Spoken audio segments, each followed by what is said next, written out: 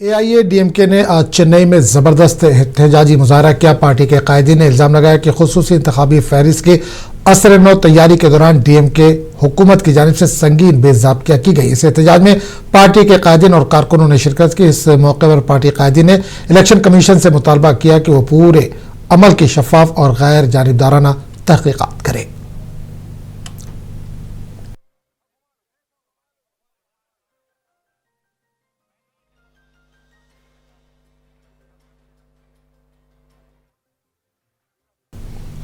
कर्नाटक के वज़ीर आला सिद्धरामैया ने कहा कि देही हिंदुस्तान की मुआशी तरक्की के लिए हर गांव में एक स्कूल, एक ग्राम पंचायत और एक कोऑपरेटिव सोसाइटी जरूरी है। जवाहरलाल नेहरू का विजन था जिसके नतीजे में मुल्क में मजबूत कोऑपरेटिव तहरीक परवान चढ़ी। वज़ीर आला ने 72वें ऑल इंडिया कोऑपरेटिव के हफ्ते तकरीब से खिताब किया। इन्होंने कहा कि जवाहरलाल नेहरू के इसी दूरअंदेशी की वजह से हर साल इनके यौम पैदाइश के मौके पर कोऑपरेटिव हफ्ते का इफ्तिताह किया जाता है। इन्होंने कहा कि रियासत में ज़राअत, डेयरी, बैंकिंग समेत कई शोबों में कोऑपरेटिव तहरीक और कोऑपरेटिव सोसाइटियां मुसलसल तरक्की कर रही हैं।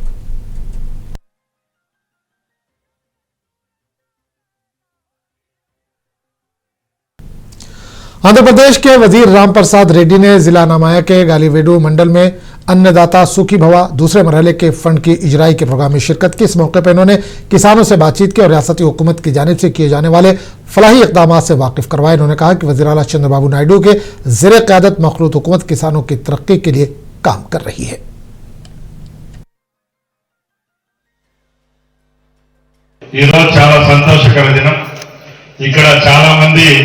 రైతు సోదరులు ఉన్నారు, సోదరిమణులు ఉన్నారు. మనం ఒకటే గమనించాలి, మన ప్రభుత్వం ఏర్పాటైన 16 నెలల్లోనే ఎన్నో సంక్షేమ అభివృద్ధి కార్యక్రమాలు ఈ రోజు గౌరవనీయులు పెద్దలు మన ముఖ్యమంత్రి వర్యులు చంద్రబాబు నాయుడు గారి నాయకత్వంలో మన కుటుంబాలకు లబ్ధి పొందుతా ఉన్నాం. ముఖ్యంగా రైతే రాజు అనే ఈ భారతదేశంలో రైతును ఎవరైతే విస్మరించినారో ఆ ప్రభుత్వాలన్నీ కాలగర్భంలో కలిసిపోయినాయి. గత 5 సంవత్సరాల ప్రభుత్వంలో రైతుల ఓట్లతో గద్దెనెక్కిన జగన్మోహన్ రెడ్డి రైతులకు ఏ విధమైన మంచి జరగలేదు కాబట్టి, మంచి చేయలేదు కాబట్టి మరోసారి ప్రభుత్వంలోకి రాలేకపోయారు.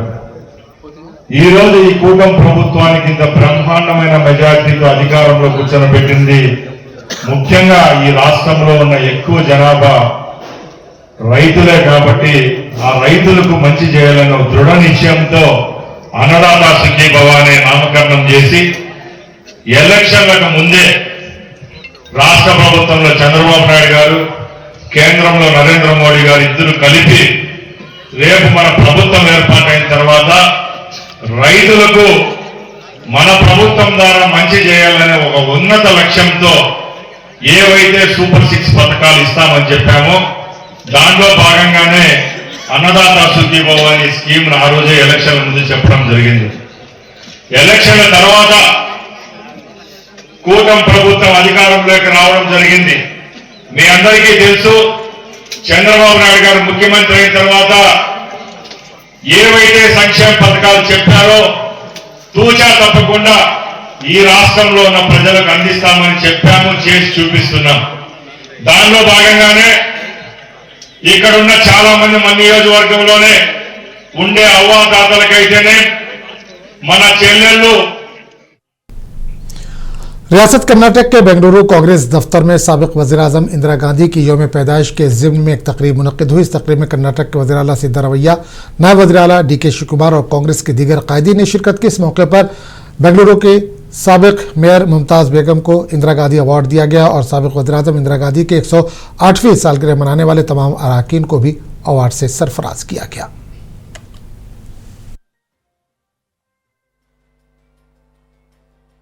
सबसे पहले अल्लाह का शुक्रगुजार हूँ। ऐसा तो दिल्ली से भी मुझे बहुत से अवार्ड दिए, प्रियदर्शनी अवार्ड दिए, करके 2-3 अवार्ड दिए, मगर आज कांग्रेस ऑफिस में फर्स्ट टाइम फाउंडेशन शुरू हुआ।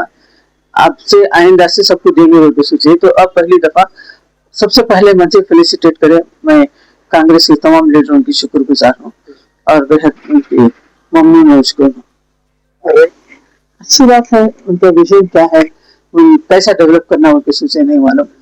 जैसा एसएम कृष्णा का डिसीजन, उनका एक ख्याल था सिंगापुर सिटी बनाना बोल को। अब ऐसे छोटे छोटे वार्ड्स में डिवाइड करके ज्यादा काम होना अच्छी तरह से, सब ज्यादा रिप्रेजेंटेटिव है तो बहुत सा वर्क होता है, कंसंट्रेशन होता है बोलकर ये प्रोग्राम बनाकर पार्टी से डिसीजन नहीं, वेलकम दिस डिसीजन। जाफर शरीफ सेब का भी बहुत नाम है, तो यहाँ पर वो जो कंटोनमेंट रेलवे स्टेशन है उसे आके जाफर शरीफ का नाम देना क्या करके बहुत से की मांग है। आप मेयर थे तो आप भी क्या कहना चाहेंगे? वो सेंट्रल का है, सेंट्रल से डिसीजन लेना, सो ऐसे तो हम कुछ भी नहीं बोल सकते। सेंट्रल वालों का है, वो सेंट्रल के तहत तो मैं पैसा लेती हूँ उनकी बात। लोग की बहुत शुक्रगुजार हूँ, उन्होंने मुझे सेलेक्ट किए और मुझे आइडेंटिफाई किए, मेरे एक्टिविटीज को आइडेंटिफाई किए, मैं उनकी बेहद शुक्रगुजार हूँ। पार्टी से मुझे बहुत अपॉर्चुनिटीज मिले, और भी मिलते तो मैं और भी करती थी। मैं और आएगा क्या कहूँ, जो मौका मिला तो मैं और भी करने के वास्ते तैयार हूँ।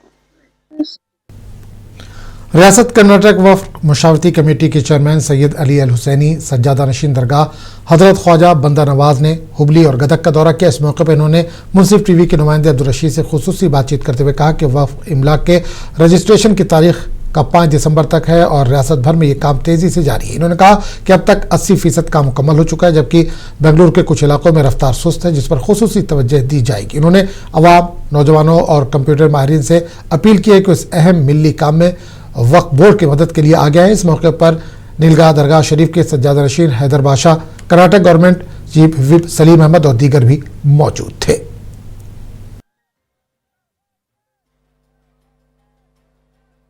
रियासत कर्नाटक के जो चेयरमैन के मौजूद हैं, इनसे बात करेंगे खास करके उम्मीद पोर्टल जो वक्फ जायदाद के ताल्लुक से जो अंदर जो वक्फ जायदाद जो दाखिल करना है, जो रजिस्ट्रेशन करना है। जो सऊदी अरब में पेश आए हादसे में हुबली शहर के अब्दुल गनी शरहटी जहां बहक हो गए। कर्नाटक स्टेट वक्फ मशावरती कमेटी के चेयरमैन सैयद मोहम्मद अली अल हुसैनी सज्जादा नशीन हजरत ख्वाजा बंदा नवाज ने अब्दुल गनी शरहटी के घर पहुंचकर इनको पुरसा दिया और सोगवार खानदान से ताजियत की। वाक़ है कि मक्का से मदीना आने जाने वाली बस एक डीजल टैंकर से टकरा गई। इस हादसे में 45 उम्रा ज़ायरीन जहां बहक हुए थे। जहां बहक अफराद में हुबली शहर के अब्दुल गनी भी शामिल हैं, जो सऊदी अरब में ड्राइवर की मुलाजमत कर रहे थे। वो अपने हैदराबाद के दोस्तों के साथ उम्रे के लिए रवाना हुए थे। इस मौके पर सैयद मोहम्मद अली अल हुसैनी ने मरहूमीन की मगफरत के लिए खुसूसी दुआएं भी की।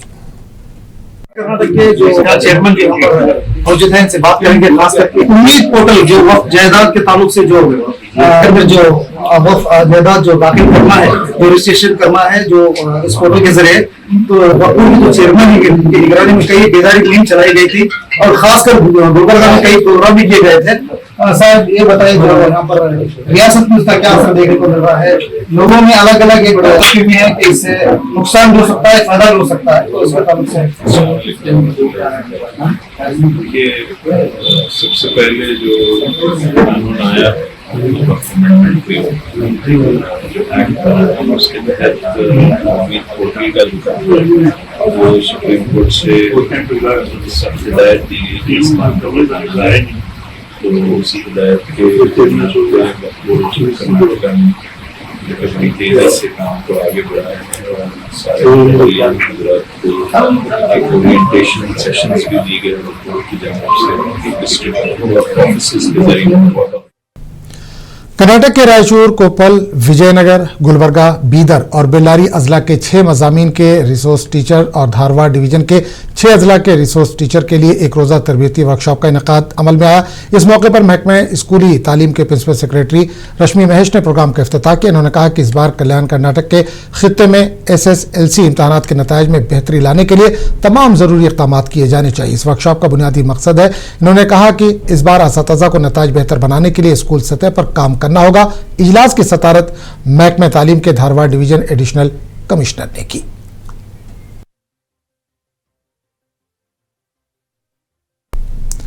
तेलंगाना जागृति की सदर कविता ने जन्म बांटा प्रोग्राम के तहत आज राजेंद्र नगर के भोपाल नगर का दौरा किया। इस मौके पर इन्होंने मुकामी अवाम से मुलाकात की, उनके मसाइल और वाकफियत हासिल की। इस मौके पर कविता ने कहा कि इस इलाके के अवाम को कई अरसे से मकानात के बट्टेजात नहीं दिए जा रहे हैं। इन्होंने कहा कि तेलंगाना जागृति अपनी कोशिश के जरिए यहाँ के अवाम के मसाइल को हल करेगी। इस मौके पर इन्होंने हुकूमत को तनकीद का भी निशाना बनाया।